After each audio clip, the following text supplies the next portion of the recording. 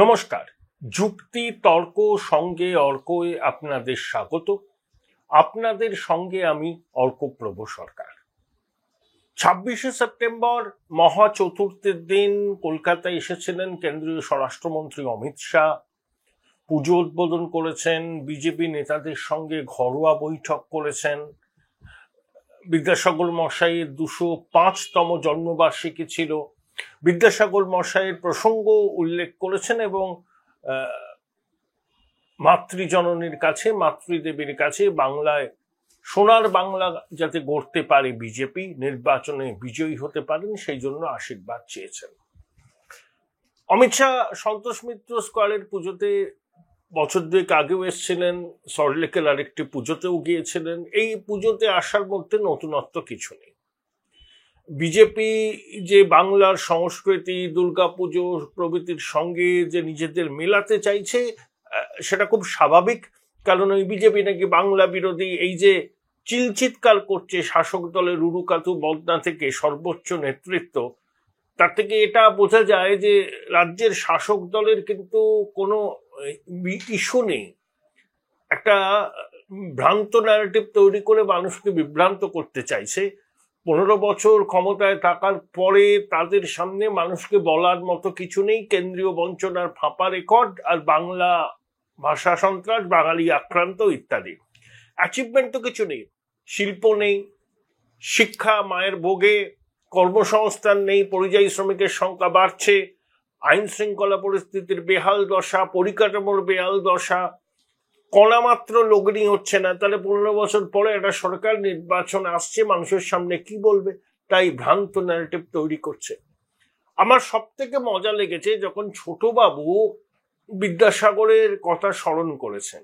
তৃণমূল বলছে বিদ্যাসাগরের কথা, যে দলটায় পার্থ, মানিক, কাকু, জীবন কৃষ্ণের মতো বাংলার ডাকাতরা আছে, চোর ছ্যাচোর বদমাইশ, যারা চাকরিটা বিক্রি করেছে শিক্ষকদের টাকার বিনিময়ে, যারা শিক্ষার সারে সর্বনাশ করেছে, তাদের মুখে বিদ্যাসাগর মশাইয়ের নাম। ভাবতে পারেন কত বড় নির্লজ্জ হলে এরা এটা করতে পারে? বিদ্যাসাগর মশাইয়ের নাম উচ্চারণ করছে চাকরি চুরির সঙ্গে যুক্ত যে দলটা, সেই দলের নেতারা। এর থেকে লজ্জার আর কিছু হতে পারে না। এরা তো একেবারে নির্লজ্জ, দোকান কাটা।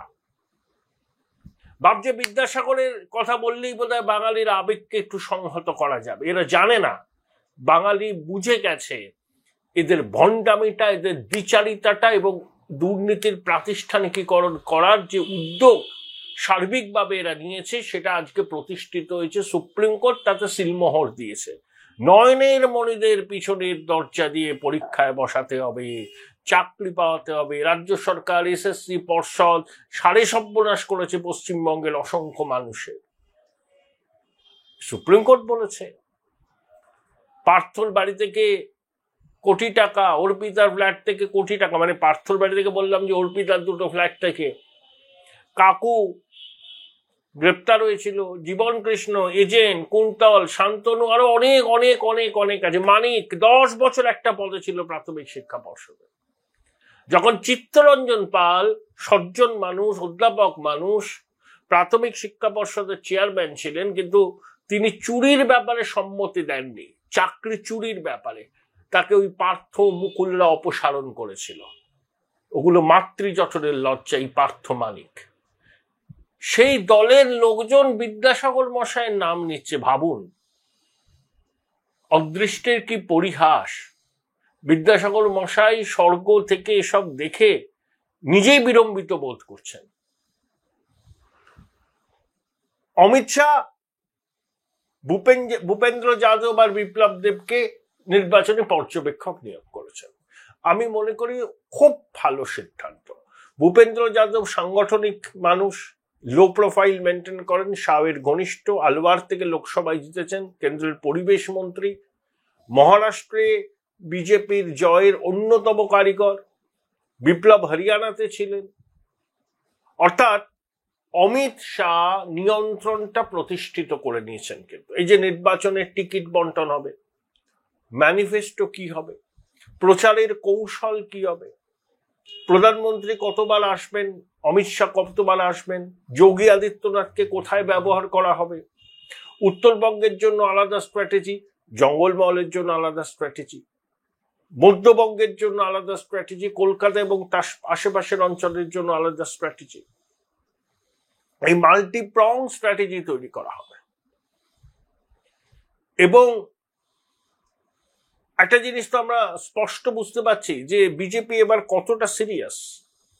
21-এর বুল থেকে শিক্ষা নিয়েছে, 24-এ বিজেপির আসন কমলেও ভোট বেড়েছে, বিভিন্ন জায়গায় সংগঠন মজবুত হয়েছে, এসআইআর হচ্ছে, তৃণমূলের হিসাব 70 লক্ষ নাম বাদ যাবে, বিজেপির হিসাব 1 কোটি নাম বাদ যাবে, অভিঘাতটা পড়বে তৃণমূলের ভোট ব্যাংকের উপর। এসআইআর এর পলিটিক্যাল ডিভিডেন্ড বিজেপি কতটা তুলতে পারবে সেটা নিয়েও রণকৌশল হবে। সিএএ নিয়ে প্রচার তুঙ্গে হবে এবং একই সঙ্গে আমাদের পড়োশী উড়িষ্যায় ডাবল ইঞ্জিনের সরকার, উড়িষ্যায় নবীন বাবু যতদিন ছিলেন তখন থেকেই উন্নয়নের প্লাবন ডেকেছে, এবার আরো বাড়ছে। ঝাড়সুগুড়ায় প্রধানমন্ত্রী 66,000 কোটি টাকার প্রকল্পের উদ্বোধন করবেন। তাহলে একদিকে তৃণমূলের অপশাসনের বিরুদ্ধে জনমত তৈরি করা, দুই বিজেপি ক্ষমতায় আসলে কি করবে, 10 বছরের রোডম্যাপ। ভোটভোগী বিহারে নীতিশ কুমারকে সঙ্গে নিয়ে প্রধানমন্ত্রী 75 লক্ষ মাতৃশক্তির অ্যাকাউন্টে 10,000 টাকা করে পাঠিয়েছেন তাদের স্বনির্ভর হওয়ার জন্য। পশ্চিমবঙ্গে তৃণমূলের তুরুপের তাস কি লক্ষ্মীর ভান্ডার, সেটাকে বিজেপি কাউন্টার করার জন্য অন্নপূর্ণা ভান্ডার আনবে। সেই অন্নপূর্ণা ভান্ডারে কত টাকা দেয়া হবে, কবে থেকে দেয়া হবে, ক্ষমতায় আসলে পরে সবাই পাবেন না, কোনো মাপকাঠি থাকবে। এই বিষয় নিয়ে বিজেপি কিন্তু প্রচারে ঝাঁপিয়ে পড়বে, সময় নষ্ট করবে না। অতীতের অভিজ্ঞতা থেকে শিক্ষা নিয়ে যেটা করার প্রয়োজন সেটা করতে হবে। এবং এই উৎসবের মরশুম কেটে গেলে, এবং উৎসবের মরশুমে তো জনসংযোগের কর্মসূচি আছে, মাননীয় মুখ্যমন্ত্রী প্রচুর পুজোর উদ্বোধন করছেন, ভার্চুয়ালি করছেন, কলকাতা এবং তার আশেপাশে সশরীরে গিয়ে করছেন। বিরোধী দলনেতা শুভেন্দুর কাছেও প্রচুর আমন্ত্রণ পত্র এসছে, সারা বাংলা থেকে, এমনকি বিদেশ থেকে, এমনকি অন্য রাজ্য থেকে। তাই শুভেন্দু অধিকারী বিরোধী দলনেতা মুখ্যমন্ত্রীর থেকে এই পুজো উদ্বোধনের দৌড়ে খুব একটা পিছিয়ে নেই। শ্রমিকবাবুও প্রচুর আমন্ত্রণ পাচ্ছেন বিদেশ থেকে, অন্য রাজ্য থেকে। অর্থাৎ বিজেপি যে পশ্চিমবঙ্গের একমাত্র বিরোধী শক্তি, এরা পশ্চিমবঙ্গের মানুষ এই স্বীকৃতিটা দিয়েছে। এখন ক্ষমতায় আসতে গেলে দরকার একটা ওই ক্রিটিক্যাল মাস। এই ক্রিটিক্যাল মাসটার খোঁজেই বিজেপি, সেই জন্যই ভূপেন্দ্র যাদব, বিপ্লব দেবকে দায়িত্ব দেওয়া হয়েছে নির্বাচনী পরিকল্পনা করার, খুঁটিনাটি নিটিগ্রিটি, কোথায় লুপোলস আছে, কিভাবে সেই লুপোলস মেরামত করা যাবে। যে সমস্ত বিধায়কদের পারফরমেন্স ভালো নয় তাদেরকে বাদ দিয়ে নতুন মুখ আনতে হবে। যে সমস্ত বিধায়ক এলাকায় কোনো জনসংযোগী করেননি বিগত 5 বছর, তাদেরকে অবশ্যই টিকিট দেওয়া যাবে না। 21 সালে আমরা কি দেখেছিলাম, টলিউড থেকে এক জায়গায় লোক এসেছিল, টিকিট পেয়ে গিয়েছিল, চার্টার্ড বিমানে অনেকে দিল্লি চলে গিয়েছিলেন, তারপরে রুদ্রনীল যেমন আছেন অনেকে কিন্তু নেই, আবার ফিরে গেছেন, ঝাঁকের কই ঝাঁকে মিশে গেছে। রুদ্রনীল নিজের কেরিয়ারকে অ্যাট স্টেকে রেখে বিজেপির হয়ে লড়ছেন এবং ভবিষ্যতেও লড়বেন। এই ধরনের মানুষকে গুরুত্ব দিতে হবে। তাপস রায়ের মতো প্রবীণ নেতা যাতে কলকাতা এবং আশেপাশের সাংগঠনিক কাজে গুরুত্ব পান এবং নির্বাচনে প্রতিদ্বন্দ্বিতা করেন, সেটা নিশ্চিত করতে হবে। এই যে রণকৌশল, এই রণকৌশলগুলোকে ঠিক করতে হবে। দেখুন, অমিত শাহের কাছেও এটা প্রেস্টিজ ইস্যু। আপকি পার 200 পার, তারপরে 2024-এ বিজেপি 30টা আসন পাবেই, থেমে গেছিল 12টায়, তো অমিত শাহের মুখ পুড়েছে। তৃতীয়বার তিনি নিশ্চয়ই নিজের মুখটা আর পোড়াতে চাইবেন না, সেই জন্যই তিনি ভূপেন্দ্র যাদবকে এই রাজ্যের নির্বাচনী পর্যবেক্ষক করে পাঠাচ্ছেন, যাতে একেবারে NITI gritty micro management Amit শাহের নখদর্পণে থাকে। শাহী চালে